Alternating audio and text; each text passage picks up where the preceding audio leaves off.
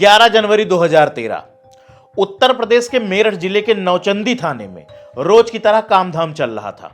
दोपहर 12 बजे थाने में फोन की घंटी बजती है। सामने से एक महिला बात कर रही थी जो अपना परिचय अस्पताल की स्टाफ नर्स के रूप में दे रही थी।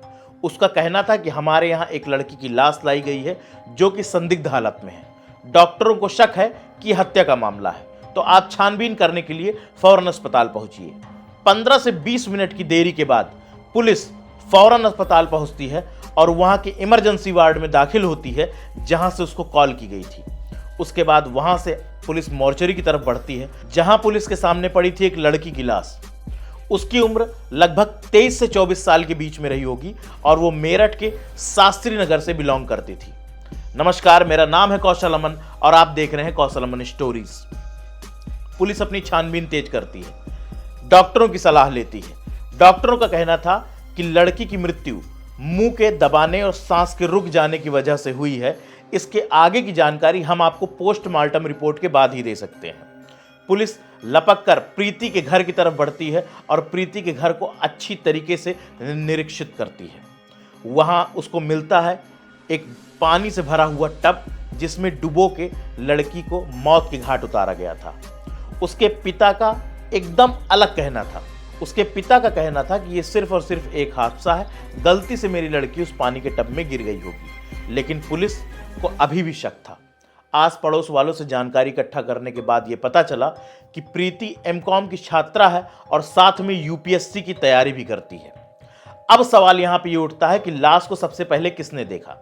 लाश को सबसे पहले प्रीति की बहन नेहा ने देखा था और उसने उसके बाद अपने दोस्त, जो कि प्रीति का भी दोस्त था, शाकिब को फोन किया था। शाकिब प्रीति से पहले नेहा का अच्छा दोस्त हुआ करता था, लेकिन नेहा की शादी हो जाने के बाद उसकी दोस्ती प्रीति से अच्छी खासी हो गई। शाकिब और नेहा दोनों प्रीति को उठाकर अस्पताल लेकर आए थे। बात यहीं पे रुकती है। अभी तक पुलिस के पास सुराग एवं सबूत के तौर पे सिर्फ और सिर्फ पानी से भरा हुआ एक टब था और बगल रखी एक बाल्टी जिसमें प्रीति का सर डूबा हुआ था। सबसे पहले पुलिस का शक शाकिब के ऊपर जाता है, क्योंकि आप खुद सोच के देखिए, घर में रहने वाले 4 लोग, 5वां आदमी शाकिब, जो कि पहले नेहा का अच्छा दोस्त हुआ करता था। नेहा की शादी के बाद उसकी दोस्ती प्रीति से हो गई, लेकिन फिर भी पुलिस को अभी तक शाकिब के खिलाफ कोई भी ठोस सबूत नहीं था। काफी ज्यादा टॉर्चर सहने के बावजूद भी पुलिस शाकिब से कुछ नहीं उगलवा पा रही थी। पिता भीम सिंह का तो सिर्फ और सिर्फ इतना मानना था कि ये एक हादसा है, गलती से मेरी बेटी का सर उसमें डूबा होगा। प्रीति की मां शशिबाला और उसकी बहन नेहा अभी तक पुलिस के सामने कुछ भी नहीं बोल रहे थे, सिर्फ और सिर्फ रो रहे थे। लेकिन फिर भी पुलिस को किसी न किसी से तो कुछ न कुछ उगलवाना ही था। कुछ समय बाद उसकी मां शशिबाला अपने ऊपर कंट्रोल नहीं रख सकी और उसने अपने ही पति यानी प्रीति के पिता भीम सिंह को ही कातिल करार बता दिया। नेहा ने भी अपनी सहमति उसमें जताई। भीम सिंह, प्रीति के पिता, जो कि ओएनजीसी में एक इंजीनियर थे और काफी ज्यादा पढ़े लिखे बैकग्राउंड से बिलोंग करते थे, किसी भी तरीके का उनका कोई हाथ उसमें नहीं दिख रहा था। वो सिर्फ छुट्टी लेकर अपने घर पे अपने परिवार के साथ समय व्यतीत करने के लिए आए थे।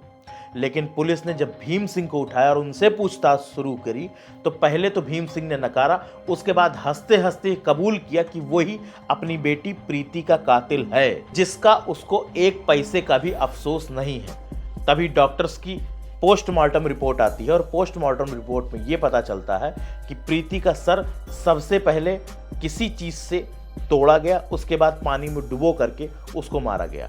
भीम सिंह ने इसके बारे में सिर्फ इतना कहा है कि सबसे पहले मैंने अपनी बेटी का सर बेड में जोर से दे मारा, उसके बाद उसको घसीटते हुए बाथरूम की तरफ ले गया, उसके बाद पानी से भरे टब में उसको तब तक डुबोए रखा जब तक उसकी जान नहीं चली जाती, जिसका उसे कोई भी अफसोस नहीं है। भीम सिंह से पुलिस ने पूछा कि ऐसा आपने क्यों किया।